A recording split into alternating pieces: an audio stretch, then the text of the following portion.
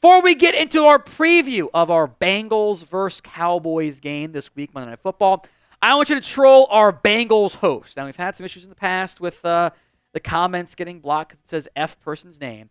I believe if we all spam FS to troll our host, Stone, our Bengals breakdown host, it will not get flagged. Spam FS in the comments section. Most comments. It's a free raffle entry into our giveaway on Monday night. So spam FS for me in the comments section right now.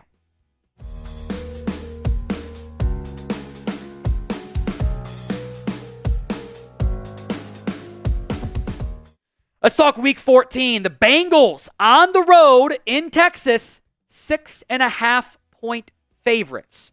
This has been I'll be very mean here.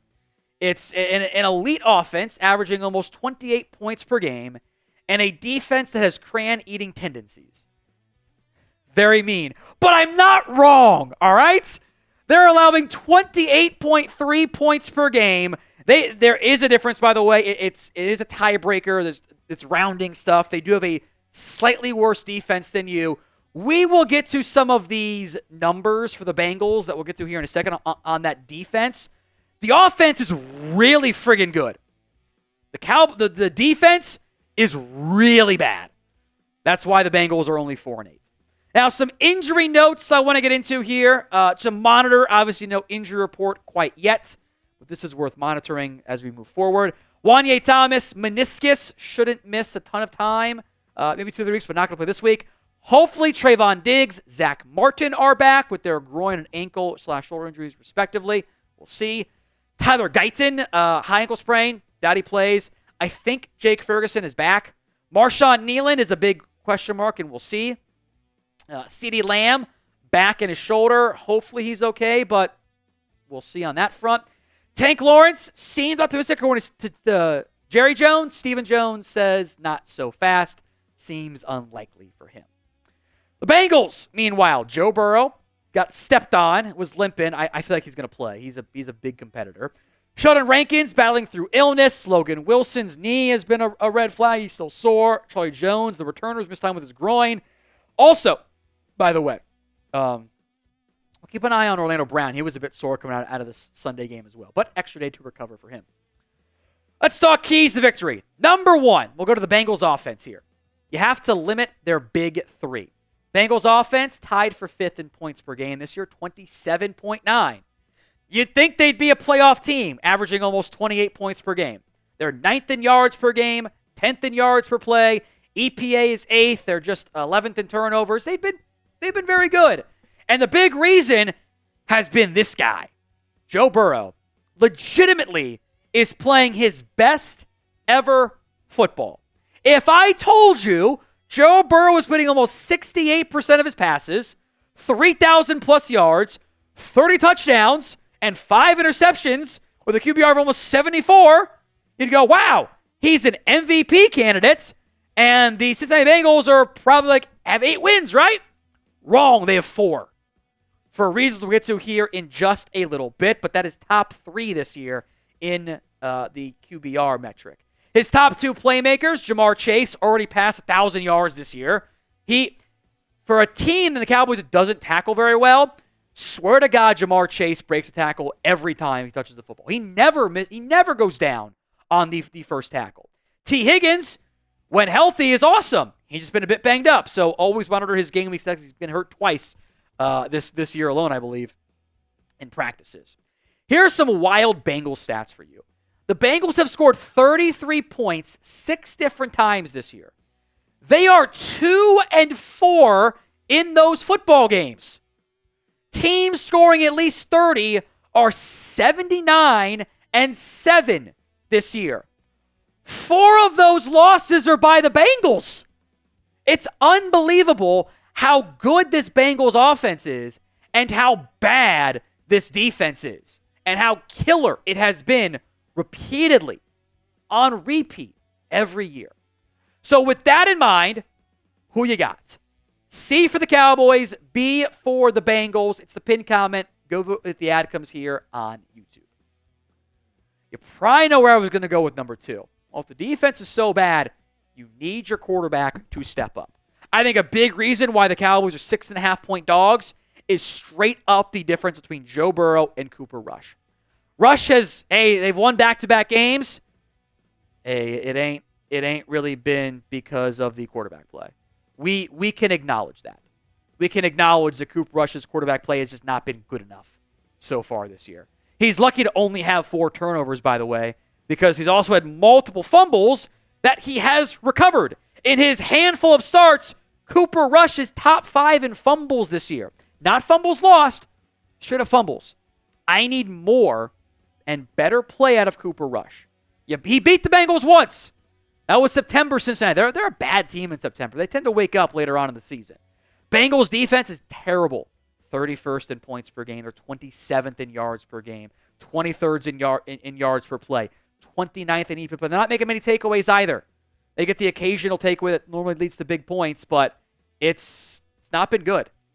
This defense is really, really bad, and you need your quarterback, Cooper Rush this week, to make some plays. Bengals pass defense isn't good. They don't get after the quarterback at all. Quarterback gets all day back there. They miss a ton of tackles. You go back and watch that Bengals game. They had like 6 plays that were checkdowns. Went for 100 yards through the air because they couldn't tackle the Pittsburgh Steelers. Bengals pass defense, the tackling is terrible. It should be a similar quick passing game, aerial attack, because the Bengals can't get pressure. Honestly, Mike's game plan, which I think should be more run-focused, works well against the Bengals. Talk about that more in depth in a minute. But today's show is made possible by Prize Picks. It is the place to get real money sports action. With over 10 million members and billions of dollars in awarded winnings, Prize Picks has made daily fantasy sports accessible to all. You pick more or less on at least 2 players for a shot to win up to 100 times your cash. Run your game all season long on Prize Picks. There are 30 states, including California, Florida, Georgia, Texas. That is an injury insurance policy. Player goes down in the first half, doesn't return. Prize Picks keeps your lineup live. I always advise the flex play as well. That way, if you get one of these wrong, you still cash out. This is what my boy Jack Ray cooked up for you guys. It's our one of our key CFB producers here at Chat Sports. Quinn Ewers, more than passing yards. With Trevon Wisner, less than rushing yards. And Carson Beck, Jack was feeling spicy, taking the demon line. 2.5 passing touchdowns, taking the more than for Carson Beck. Download the Prize Picks app over at prizepicks.com/CLNS. Use code CLNS to get $50 instantly after you play your first $5 lineup. It's Prize Picks. Run your game. Link will be in the comments section and the description of today's show. Key to victory number 3 does tie into key to victory number 2. We mentioned the Bengals don't get much pass rush. That's true except for one player. Trey Hendrickson has been unbelievable this year. 32 tackles, 12 TFLs, 11.5 sacks, 5 pass breakups, by the way. He has been unbelievable. He is consistently generating pressures. In fact, the problem is he's the only pass rusher on the Bengals worth his weight. Hendrickson is averaging a 16.7% pressure rate. It's 59 pressures this season. This is the rest of the Bengals front 4. B.J. Hill, Sam Hubbard, Joseph Asai, McKinley Jackson, all at 8% or less, half of what Hendrickson's doing, despite the fact that everybody and their brother knows that Trey Hendrickson is going to get the attention. He's going to get chipped and double-teamed.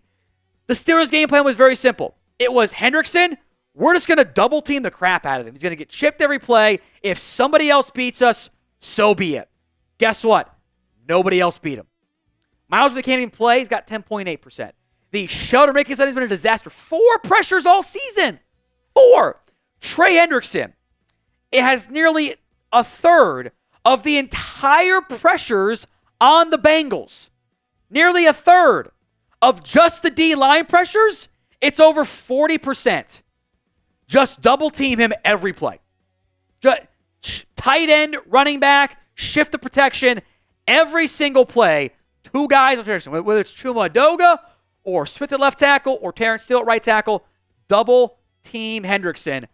And if the other players beat you, you weren't going to win the game anyway.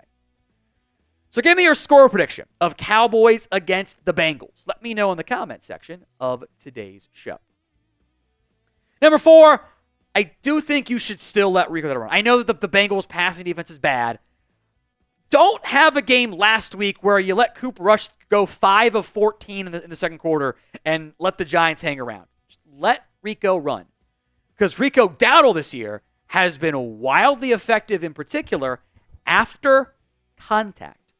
Rico Dowdle, among qualified runners this season, is putting up, on average here, make sure I got my stats right, 3.4 yards, because that is top 10, or top 15, I should say, among running backs. He does a really good job after contact.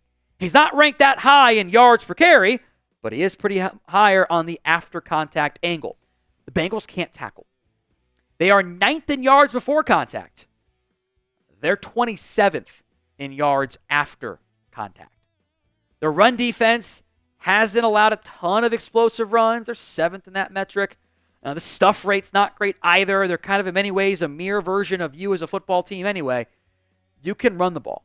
So don't ask Cooper Rush to drop back 45 times. The Bengals' defense is bad. It'll probably be a short passing game. It'll work better than some of the other ones, but you should still let Rico Dowdle be involved. We will be live for Cowboys against the Bengals on Monday Night Football. Hit that sub button if you haven't already done so.